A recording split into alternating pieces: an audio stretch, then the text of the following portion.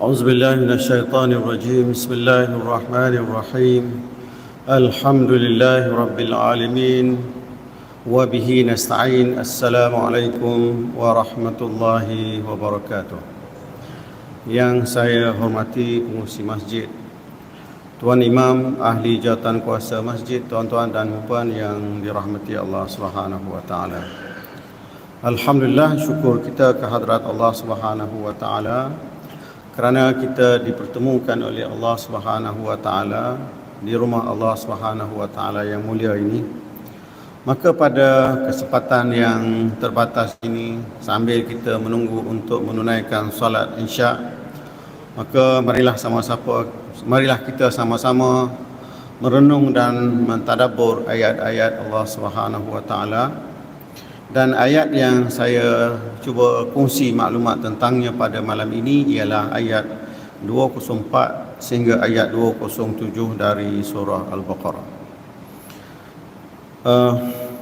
Tuan-tuan dan puan yang dirahmati Allah Subhanahu wa taala, ayat 204 sehingga ayat 27 ini Allah Subhanahu wa taala menceritakan kepada kita tentang gaya bahasa orang-orang munafik, yang mana mereka pandai bercakap tetapi hatinya penuh kusumat menentang Allah Subhanahu wa taala dan juga Rasul. Berbeza dengan orang-orang yang beriman kepada Allah Subhanahu wa taala. Mereka tidak banyak bercakap, tetapi mereka banyak beramal, melaksanakan apa yang Allah Subhanahu wa taala titahkan kepada mereka dalam melaksanakan titah perintahnya. Firman Allah Subhanahu wa taala, Bismillahirrahmanirrahim, wa minan nasi man yu'jibuka qawluhu fil hayatid dunya wa yushhidullah wa minan nasi man yu'jibuka qawluhu fil hayatid dunya wa yushhidullaha ala ma fi qalbihi wa huwa aladul khisam وإذا تولى سعى في الأرض ليفسد فيها ويهلك الحرث والنسل والله لا يحب الفساد وإذا قيل له اتق الله أخذته العزة بالإثم فحسبه جهنم ولبئس المهاد ومن الناس من يشري نفسه ابتغاء مرضات الله والله رؤوف بالعباد. Dan di antara manusia ada orang yang tutur katanya mengenai hal kehidupan dunia, menyebabkan kamu tertarik hati mendengarnya. Dan dia bersumpah dengan mengatakan bahawa Allah menjadi saksi atas apa yang ada di dalam hatinya. Padahal dia adalah orang yang amat keras permusuhannya terhadap kamu. Kemudian apabila dia pergi dengan mendapatkan hajatnya, berusahalah dia di bumi untuk melakukan bencana padanya dan membinasakan tanam-tanaman dan keturunan, binatang ternakan dan juga manusia. Sedang Allah Subhanahu wa taala tidak suka kepada orang-orang yang melakukan bencana dan kerosakan. Dan di antara manusia ada yang mengorbankan dirinya kerana mencari keredaan Allah semata-mata. Dan Allah pula amat belas kasihan akan hamba-hambanya. Tuan-tuan dan puan yang dirahmati Allah Subhanahu wa taala, ayat ini diturunkan oleh Allah Subhanahu wa taala bersempena dengan sikap masyarakat munafikin, yang mana menurut riwayat yang dikemukakan oleh As-Suddi, beliau mengatakan ayat ini diturunkan berkenaan dengan Akhnas bin Syuraik Al-Thaqafi, yang mana beliau datang menghadap Rasulullah sallallahu alaihi wasallam dalam keadaan menzahirkan keislamannya dan beliau menyembunyikan kemunafikan. Allah Subhanahu wa taala Maha mengetahui hakikat dan kebenaran itu. Dan menurut satu sumber lain daripada riwayat Ibnu Abbas, menurut beliau ayat ini diturunkan oleh Allah Subhanahu wa taala berkenaan satu kumpulan munafikin yang mempersendakan kematian sahabat Nabi sallallahu alaihi wasallam yang bernama Khabib dan juga para sahabatnya yang syahid dalam peperangan Ar-Raji' yang berlaku pada tahun yang keempat Hijrah. Bagi mereka, kematian Ar-Raji', kematian Khabib dan juga para sahabatnya di dalam peperangan Ar-Raji' itu adalah kematian yang amat merugikan, disebabkan mereka terpaksa meninggalkan habuan hidup di dunia yang fana ini. Allah Subhanahu wa taala menempelak sikap mereka itu dengan di mana Allah Subhanahu wa taala menurunkan ayat ini kepada baginda Rasulullah sallallahu alaihi wasallam. Tuan-tuan dan puan yang dirahmati Allah Subhanahu wa taala, dalam kehidupan kita baca ayat-ayat suci Al-Quran Karim. Walau bagaimanapun terkadang kalau ada sedikit ilmu pada kita menyebabkan kita tahu ayat yang kita baca itu adalah ayat yang Allah Subhanahu wa taala turunkan di mana.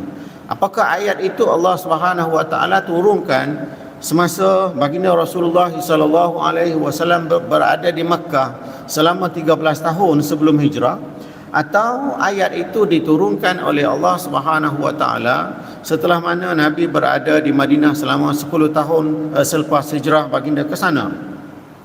Pengecaman disebabkan ayat ini Allah Subhanahu wa taala berbicara tentang golongan atau sifat orang-orang munafikin.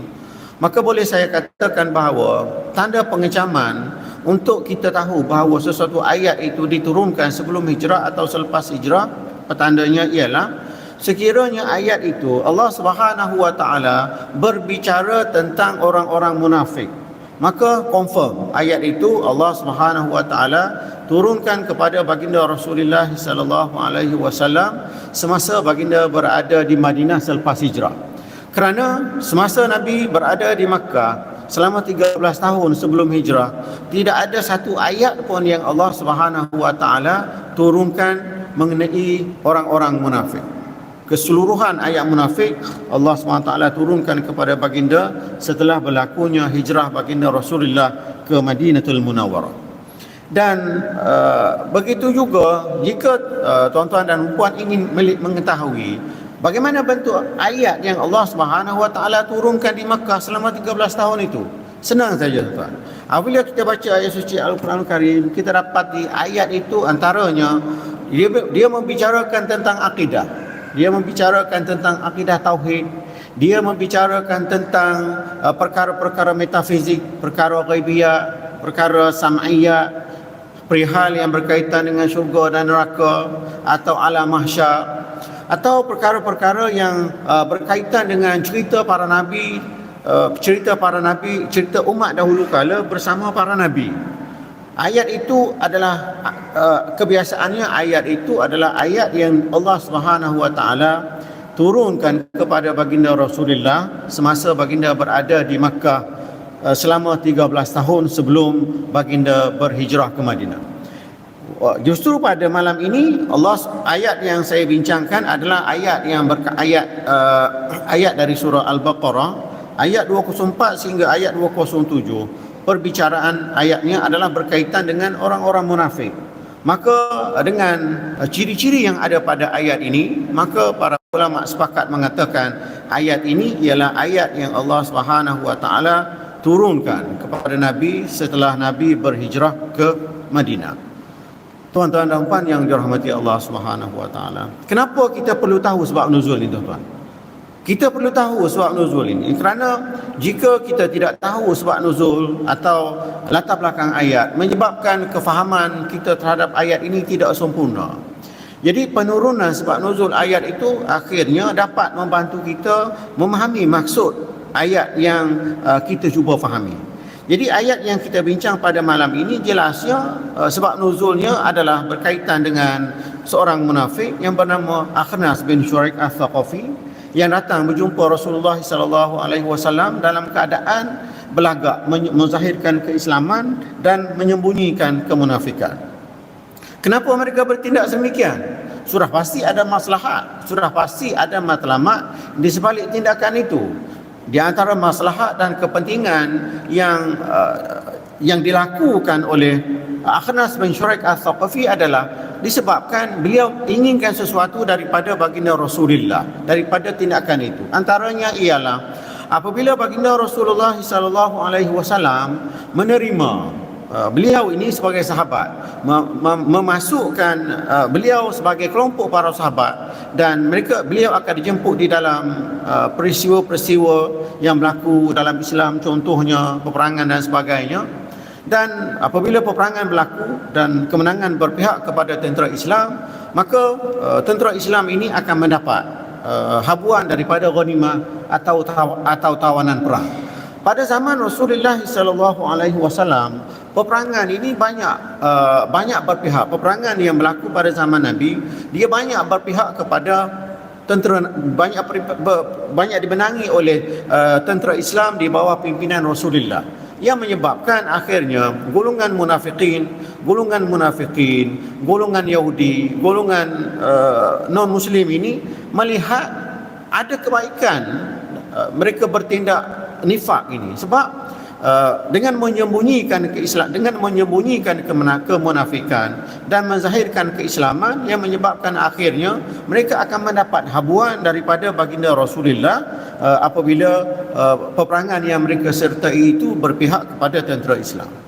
Dan tetapi Allah Subhanahu wa taala membongkar hasrat atau niat jahat mereka ini. Lalu dengan turunnya ayat ini, maka baginda Rasulullah sallallahu alaihi wasallam mengetahui hakikat dan pelakuan mereka itu.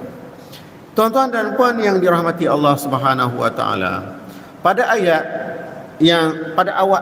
ayat awal yang saya bacakan tadi, di mana Allah Subhanahu wa taala menceritakan kepada kita tentang gaya munafik yang banyak bercakap, yang pandai bercakap, tetapi mulutnya penuh dengan kebaikan, seolah-olah mereka adalah pejuang Islam. Sebaliknya, mereka adalah pemusnahnya. Betapa masalahnya mereka ini, betapa buruknya tabiat ini, sehinggakan Allah Subhanahu wa taala menurunkan satu surah berkenaan dengan mereka. Dan surah itu kita semua tahu, di mana surah itu adalah surah Al-Munafiqun. Satu surah Allah SWT turunkan menceritakan tentang perihal mereka. Di antara ayat yang Allah SWT ceritakan tentang mereka dalam surah Al-Munafiqun ialah Bismillahirrahmanirrahim. Wa idza ra'aitahum tu'jibuka ajsamuhum wa in yaqulu tasma' liqaulihim ka'annahum khushubun musannada yahsabuna kulla sayhatin 'alaihim humul aduwwu fahdharhum qatalahumullahu anna yufakun. Dan apabila kamu melihat mereka, kamu tertarik hati kepada tubuh badan mereka dan kelakuannya. Dan apabila mereka berkata-kata, kamu juga tertarik hati mendengar tutur katanya, kerana manis dan fasih.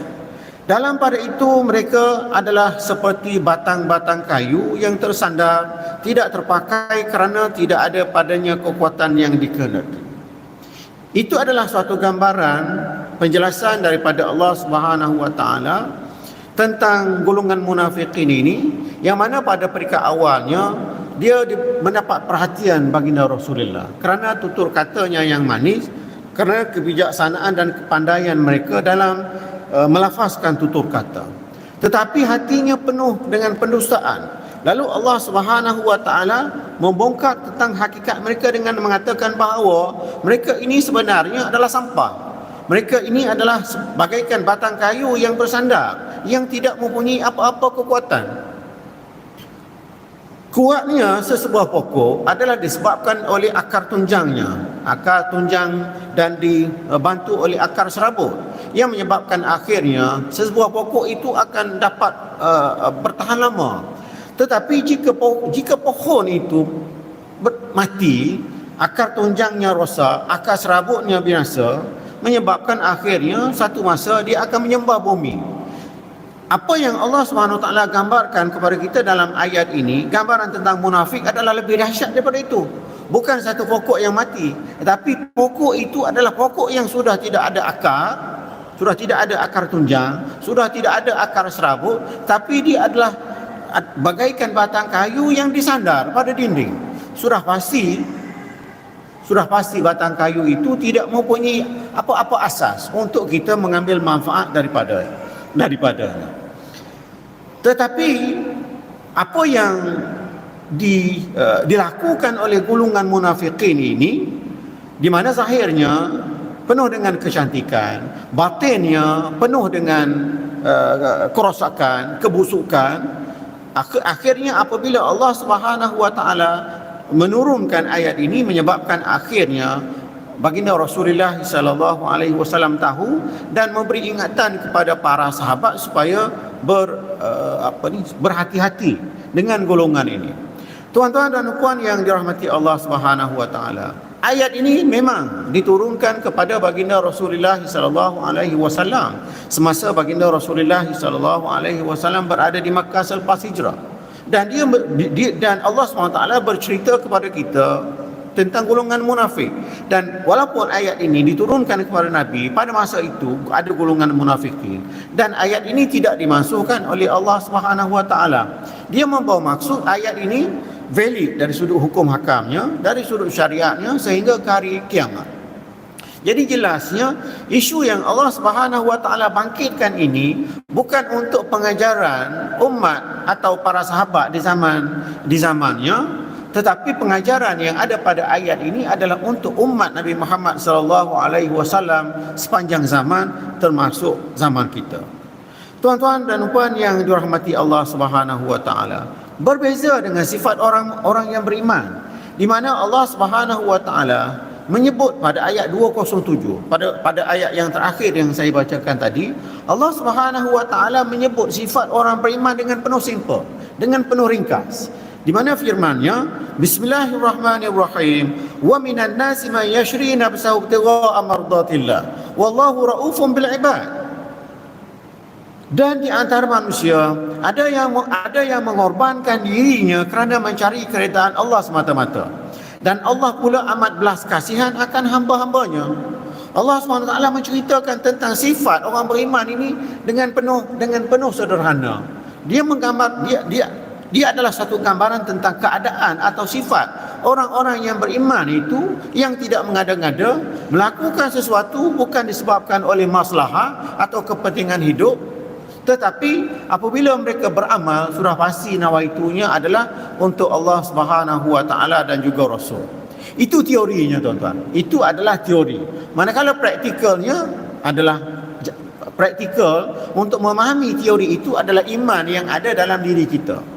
Sebab itu apabila Allah Subhanahu wa taala berbicara tentang isu-isu seperti ini, isu-isu seperti ini dia tidak boleh ditanggapi oleh akal fikiran semata-mata, tetapi dia perlu ditanggapi oleh iman. Sebab itu perkara-perkara yang berkaitan dengan metafizik ini, perkara-perkara yang berkaitan dengan pengabdian kita terhadap Allah SWT dan juga Rasul ini, tidak boleh dilebihkan akal fikiran daripada syariat, daripada wahyu Allah SWT. Kerana apabila kita meletakkan akal, kita meletakkan kepentingan hidup kita dalam keadaan kita berbicara tentang persoalan-persoalan yang berkaitan dengan akidah dan sebagainya, maka perbahasan kita itu akan melencong. Jadi sebab itu apabila Allah Subhanahu wa taala berbicara tentang para sahabat Rasulullah sallallahu alaihi wasallam yang teguh imannya, maka perbicaraan Allah Subhanahu wa taala itu adalah dalam bentuk yang cukup mudah untuk difahami. Mereka bertindak, mereka mengikut apa yang Allah Subhanahu wa taala perintah, mengikut apa yang diarahkan oleh baginda Rasulullah sallallahu alaihi wasallam, melakukan apa saja titah perintah Allah SWT atas asas untuk meraih mardatillah, untuk meraih keredaan Allah Subhanahu wa taala. Cuba kita lihat satu peristiwa yang berlaku kepada para sahabat. Dalam satu peristiwa apabila Rasulullah sallallahu alaihi wasallam merancang mengadakan peperangan disebabkan oleh masalah yang dihadapi oleh baginda untuk berdepan dengan masyarakat kufar. Lalu baginda memaklumkan kepada para sahabat supaya para sahabat menderma harta mereka untuk digunakan oleh baginda Rasulullah,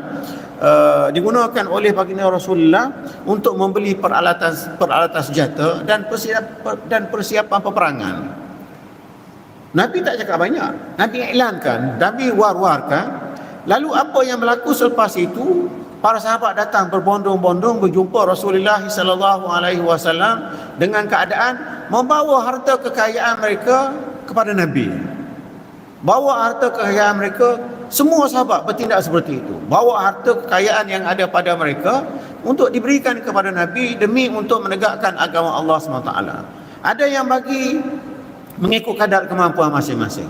Tetapi dua contoh yang begitu memberi kesan kepada jiwa kita ialah apabila kita lihat tindak tanduk yang dilakukan oleh Sayyidina Osman bin Affan. Kita tahu Sayyidina Osman bin Affan ini kaya orangnya. Dia adalah menantu Rasulullah sallallahu alaihi wasallam, kaya orangnya. Tetapi apabila baginda Rasulullah sallallahu alaihi wasallam mewar-warkan atau menghebah bahawa para sahabat diminta untuk menderma demi untuk berkorban di jalan Allah SWT, yang menyebabkan akhirnya Sayyidina Osman bin Affan ini menderma separuh daripada harta kekayaannya. Kita semua tahu bahawa Sayyidina Osman bin Affan ini adalah jutawan pada zaman baginda Rasulullah. Dia derma separuh daripada harta kekayaannya. Tetapi apa yang lebih dahsyat daripada itu ialah apabila datang Sayyidina Abu Bakar bin Al-Khattab berjumpa dengan baginda Rasulullah, Sayyidina Abu Bakar menderma keseluruhan daripada hartanya. Keseluruhan hartanya diderma kepada baginda Rasulullah sallallahu alaihi wasallam demi untuk menegakkan agama Allah Subhanahu wa taala. Dan apabila baginda Rasulullah sallallahu alaihi wasallam bertanya kepada beliau, apa yang masih tersisa? Apa yang masih tersisa ada pada kamu? Jawab Sayyidina Abu Bakar, yang tersisa ada pada saya ialah Allah Subhanahu wa taala dan juga Rasul. Yang tersisa yang ada pada saya ialah Allah dan juga Rasul. Apa kenyataan itu sudah pasti, kalau kita tenung, kalau kita amati betul-betul, sudah pasti akan menggetarkan jiwa kita, sudah pasti akan meremang bulu roma kita, tuan-tuan. Dia cakap yang tersisa pada saya ialah Allah dan juga Rasul. Apabila kita teliti dua cerita itu, dua keadaan itu, boleh kita letak di mana kita? Boleh kita letak di mana kita? Ini adalah proses tadabbur ayat. Dan apabila kita berbicara tentang hal-hal seperti itu, maka perbahasan itu kita namakan sebagai tadabbur al-ayat. Kalau kita baca ayat suci Al-Quran, kita memahami maknanya, maka kita fahamlah. Kalau kita tidak sampai kepada tadabbur, maka pemahaman ayat itu tidak akan memberi kesan yang besar kepada diri kita. Tetapi apabila kita faham ayat, kita tadabbur dengan meletakkan diri kita dalam konteks ayat itu, menyebabkan akhirnya ayat itu, kefahaman terhadap ayat itu akan mendatangkan suatu kesedaran yang besar kepada diri kita. Jadi kalau kita letakkan di mana kita dalam konteks dua peristiwa itu, maka masing-masing dari kalangan kita mampu untuk memberi jawapan tentang hakikat diri kita, hakikat keimanan kita, yang kita mengakui bahawa kita beriman kepada Allah SWT, kita mengikut baginda Rasulullah sallallahu alaihi wasallam. Tuan-tuan dan puan yang dirahmati Allah Subhanahu wa taala, pada ayat wa minan nasi man yu'jibuka qawluhu fil hayatid dunya wa yushidu Allah ala ma fi qalbihi wa huwa aladul khisam. Dan di antara manusia ada orang yang tutur katanya mengenai hal kehidupan dunia menyebabkan kamu tertarik hati mendengarnya, dan dia bersumpah dengan mengatakan bahawa Allah menjadi saksi atas apa yang ada di dalam hatinya, padahal dia adalah orang yang amat keras permusuhannya terhadap kamu, wahai Rasulullah. Apabila kita lihat pada ayat wa minan nas, lafaz min di sini kalau kita teliti dalam bahasa Arabnya adalah min litab'id. Min litab'id ini adalah min yang membawa maksud sebahagian, bukan min yang membawa maksud jenis. Jadi apabila kita mengatakan min di sini adalah min yang bermaksud tab'id, iaitu yang bermaksud sebahagian, maka akhirnya para ulama sepakat mengatakan wa minan nas di sini adalah merujuk kepada ada sebahagian di antara manusia dan mereka itu adalah kelompok munafik. Kelompok itu adalah kelompok munafik yang mana kelompok itu amat diberi perhatian oleh kamu disebabkan mazahirnya, disebabkan penampilan zahirnya yang amat menarik. Penyataan itu dapat difahami apabila Allah Subhanahu wa taala mengungkapkan selepas itu dengan lafaz yu'jibuka qawluhu fil hayatid dunya. amat menarik perhatian kamu disebabkan oleh penampilannya semasa mereka beraksi di atas dunia ini. Wa yushidullah ala ma fi qalbi, sedangkan Allah Subhanahu wa taala menyaksi apa yang ada di dalam hatinya. Apa yang ada di dalam hatinya ialah aladul khisam, amat-amat memusuhi Allah Subhanahu wa taala dan juga Rasul. Tanpa penyataan, tanpa pemakluman daripada Allah Subhanahu wa taala, sudah pasti baginda Rasulullah sallallahu alaihi wasallam tak tahu. Sebab itu, apabila Abdullah bin Ubay bin Salul meninggal dunia, Rasulullah sallallahu alaihi wasallam pada peringkat awalnya ingin memandikan jenazahnya. Kerana sebelum itu belum diturunkan ayat yang menceritakan tentang hakikat sebenar Abdullah bin Ubay bin Salul ini. Tetapi apabila Allah Subhanahu wa taala menurunkan ayat, wala tusalli ala man mata abada wala taqum ala qabrih, jangan kamu menunaikan solat kepada orang yang macam tu, jangan kamu berada di kuburnya. Dengan penurunan ayat itu menyebabkan baginda Rasulullah sallallahu alaihi wasallam tidak meneruskan hasratnya. Cuba kita lihat apa yang boleh kita faham daripada tindak tanduk baginda Rasulullah sallallahu alaihi wasallam yang mana pada peringkat awalnya ingin menyembahyangkan jenazah Abdullah bin Ubay bin Salul. Apabila ditanya oleh para sahabat tentang kesediaan baginda Rasulullah pada peringkat awal, maka jawapan yang diberi oleh baginda Rasulullah sallallahu alaihi wasallam ialah, sekiranya aku tidak menyahut permintaan kaum keluarganya untuk menyembahyangkan mayat ke atas Abdullah bin Ubay bin Salul, maka sudah pasti masyarakat Islam, para sahabat yang tidak tahu tentang hakikat Abdullah bin Ubay bin Salul ini akan mengatakan, sesungguhnya baginda Rasulullah sallallahu alaihi wasallam memilih kasih sehingga tidak menyembahyangkan salah seorang daripada sahabatnya yang meninggal dunia.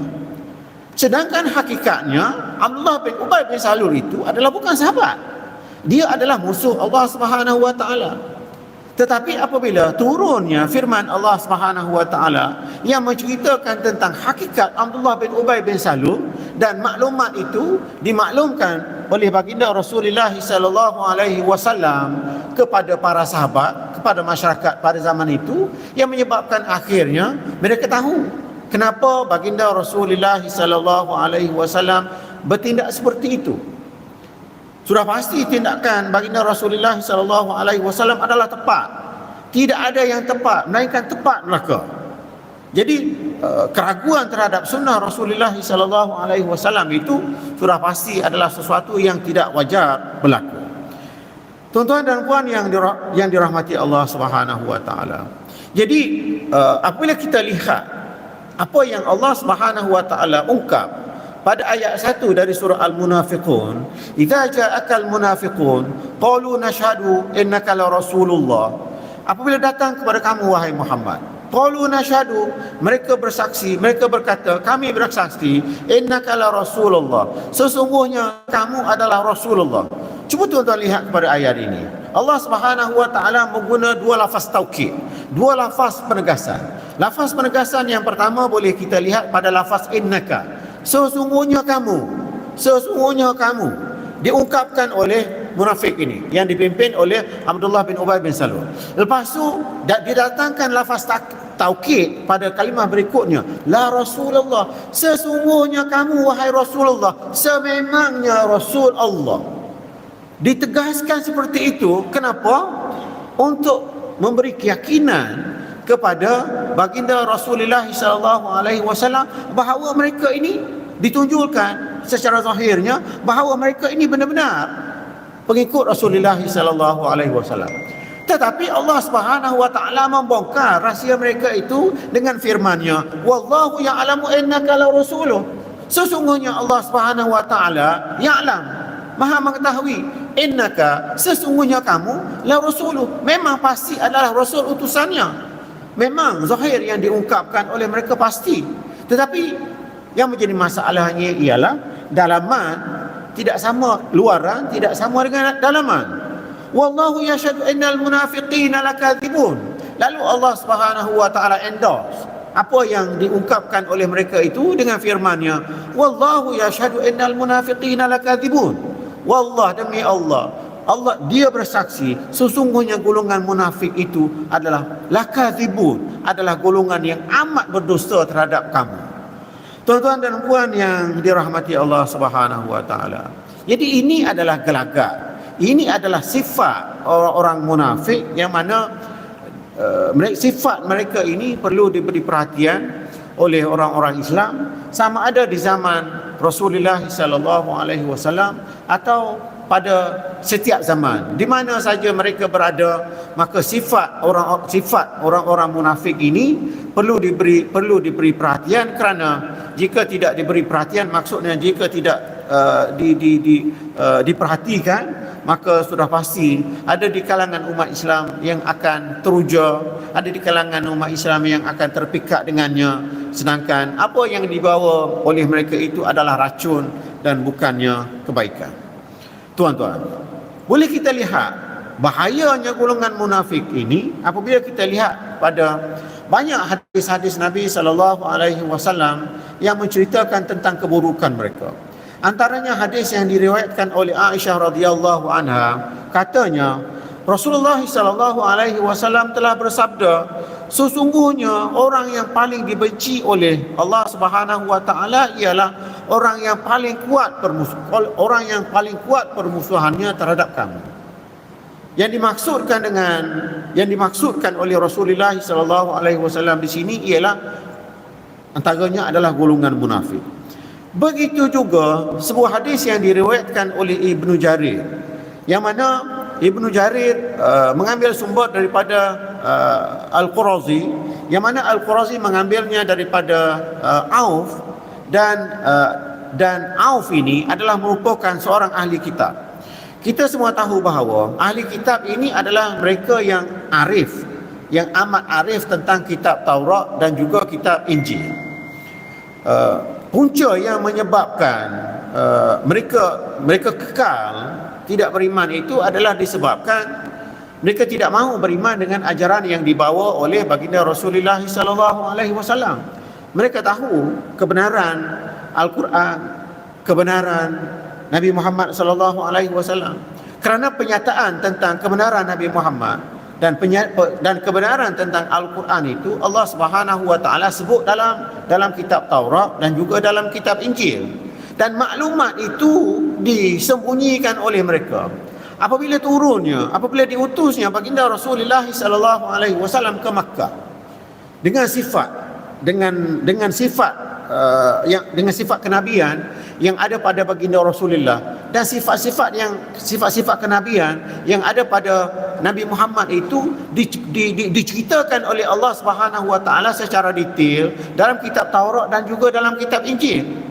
Lalu apabila ahli kitab ini melihat sifat-sifat itu ada pada Nabi Muhammad, lalu mereka cipta hadis, mereka membuat satu riwayat dengan menyatakan sifat-sifat Muhammad, sifat-sifat yang dikatakan menyamai dengan sifat-sifat kenabian yang ada pada Nabi Muhammad itu tidak sama dengan sifat-sifat kenabian yang Allah Subhanahu wa taala sebut dalam kitab Taurat dan juga Injil. Penyataan itu mereka cipta oleh ruhban-ruhban mereka. Kenapa? Tujuannya adalah untuk meliarkan masyarakat daripada beriman dengan ajaran yang dibawa oleh baginda Rasulullah sallallahu alaihi wasallam. Sedangkan apa yang dibawa oleh baginda Rasulullah sallallahu alaihi wasallam tidak berbeza dengan apa yang dibawa oleh para nabi dan juga para rasul. Tidak berbeza dengan syariat, yang tidak berbeza dengan konten yang ada dalam kitab Taurat dan juga Injil. Dari sudut usul akidahnya sama. Cuma yang berbezanya adalah dari sudut usul syariah saja. Sebagai contoh, dalam Al-Quran Allah Subhanahu wa taala menyebut warka'u ma'ar raki'in, warka'u ma'ar raki'in, yang membawa maksud hendaklah kamu rukuk bersama orang-orang yang rukuk. Kita semua tahu bahawa solat adalah merupakan suatu kewajipan, suatu syariat yang mana Allah Subhanahu wa taala fardukan kepada umat terdahulu. Syariat baginda Rasulullah sallallahu alaihi wasallam, syariat itu tidak berubah. Syariat tentang solat itu tidak berubah. Bahkan solat syariat solat yang Allah SWT masuk kemukakan dalam Al-Quran itu didatangkan dengan lebih lengkap. Kerana syariat solat yang ada di dalam kitab Taurat dan yang ada dalam kitab Injil ialah mereka solat dalam keadaan berdiri. Apabila diutusnya Nabi Muhammad sallallahu alaihi wasallam dibekalkan dengan Al-Quran, maka disempurnakan syariat solat itu apabila turunnya ayat warka'u ma'ar raki'in, hendaklah kamu rokok bersama orang-orang yang rokok. Orang-orang yang rokok di sini adalah baginda Rasulullah sallallahu alaihi wasallam. Apabila kamu melihat baginda Rasulullah sallallahu alaihi wasallam solat dengan keadaan rukuk, dengan keadaan sujud, bermula dengan takbiratul ihram dan berakhir dengan salam, maka ikutlah syariat itu, kerana itu adalah syariat solat yang sempurna yang ada dalam kitab yang ada dalam Al-Quran Karim. Sebab itu baginda Rasulullah sallallahu alaihi wasallam dalam konteks ini, baginda sallallahu alaihi wasallam menegaskan sallu kama raaitumuni usalli, untuk memberi kefahaman kepada masyarakat ahli kitab, masyarakat Yahudi dan juga masyarakat Islam yang beriman dengan ajaran yang dibawa oleh baginda Rasulullah. Nabi mengatakan sallu kama raaitumuni usalli, kamu solatlah seperti mana kamu melihat tata cara aku mengerjakannya. Jadi penjelasan baginda Rasulullah sallallahu alaihi wasallam itu adalah bukan merupakan suatu benda yang kontradik di antara Al-Quran dan juga kitab Taurat dan juga kitab Injil. Tetapi apabila para ruhban, para ahli kitab ini menyembunyikan kebenaran itu, yang menyebabkan akhirnya berlakunya kontradik di antara kitab Taurat, kitab Injil dan juga Al-Quran. Sepatutnya mereka tidak bermusuhan. Sepatutnya Yahudi tidak bermusuhan dengan orang Islam. Kenapa? Kerana Bani Israel ini adalah datangnya daripada keturunan Nabi Yaqub. Dan kita semua tahu bahawa keturunan Nabi Yaqub itu adalah datangnya daripada Nabi Ishaq. Dan Nabi Ishaq adalah Nabi Ibrahim. Dan Nabi Muhammad juga adalah datangnya daripada Nabi Ibrahim. Berbezanya adalah Allah pecahan ibu saja. Ibu saja yang berbeza, bapaknya adalah sama. Jadi tetapi disebabkan ruhban dan ahli kitab ini menyembunyikan kebenaran yang Allah Subhanahu wa taala turunkan dalam kitab Taurat, dalam kitab Injil, yang menyebabkan akhirnya wujudnya nampak pada zahirnya kontradik, yang menyebabkan akhirnya mereka tidak beriman dengan ajaran yang dibawa oleh baginda Rasulullah sallallahu alaihi wasallam, yang menyebabkan akhirnya berlaku selepas itu penyelewengan terhadap ajaran yang dibawa oleh mereka dengan mengatakan Uzairu binullah, dan yang ada pada agama Yahudi dengan mengatakan Uzair itu adalah Allah, adalah anak Allah, dan yang ada pada agama Nasrani dengan memasukkan elemen Trinity. Sedangkan yang sebenarnya tidak berlaku seperti itu. Jadi ini adalah di antara masalah besar yang dilakukan oleh musuh-musuh Allah. Antaranya adalah golongan munafikin. Mereka mengadu domba umat-umat Islam dengan tujuan supaya umat Islam ini menjauhkan diri mereka daripada ajaran Al-Quran yang dibawa oleh baginda Rasulullah sallallahu alaihi wasallam. Kata Auf yang arif tentang kitab Taurat, sesungguhnya aku mendapati sifat manusia daripada umat ini terhadap kitab Allah. Mereka adalah satu kaum yang membawa kitab Allah. Sesungguhnya aku mendapati sifat manusia di kalangan umat ini yang menggunakan agama untuk mencari kesenangan hidup. Lisan mereka lebih manis daripada gula, dan hati mereka adalah seperti hati serigala. Jadi ini adalah sifat munafik yang Allah Subhanahu wa taala yang ingin dijelaskan oleh baginda Rasulullah sallallahu alaihi wasallam. 2 minit saya ingin habiskan bicara saya, di mana akhirnya baginda Rasulullah sallallahu alaihi wasallam menyebut qaumun yahtaluna 'ala dunya bid-din alsinatuhum ahla minal asal wa qulubuhum amarra minas sab yalbasuna linnas miswak qudda wa qulubuhum adhiyab. Qaumun yahtaluna ala dunya bid-din. Mereka ini menjajah dunia, menguasai dunia dengan menyalahgunakan agama. Atas nama agama, mereka salah gunakan, mereka tipu umat manusia demi untuk kepentingan dunia mereka. Alsinatuhum ahlan al-asad. Lidah-lidah mereka lebih manis daripada madu. Wa qulubuhum amarru minasad. Dan sedangkan hati-hati mereka lebih pahit daripada jada. Jadi tuan-tuan, sifat yang ada pada golongan munafik ini dijelaskan oleh Allah Subhanahu wa taala dalam ayat ini. Surah pasti penjelasan Allah Subhanahu wa taala tentang mereka dalam ayat ini surah pasti adalah untuk menjadi peringatan kepada kita, untuk menjadi peringatan kepada kita supaya kita tidak bersifat dengan sifat-sifat seperti itu, kita menjauhi sifat-sifat seperti itu. Dan jika kita jumpa ada kelompok manusia yang bersifat seperti itu, maka kita perlu berwaspada daripada mereka. Tuan-tuan dan puan yang dirahmati Allah Subhanahu wa taala, sekadar ini perkongsian saya pada malam ini sebagai bidang terjun. Aqul qauli hadza wa astaghfirullah li wa lakum. Wassalamualaikum warahmatullahi wabarakatuh.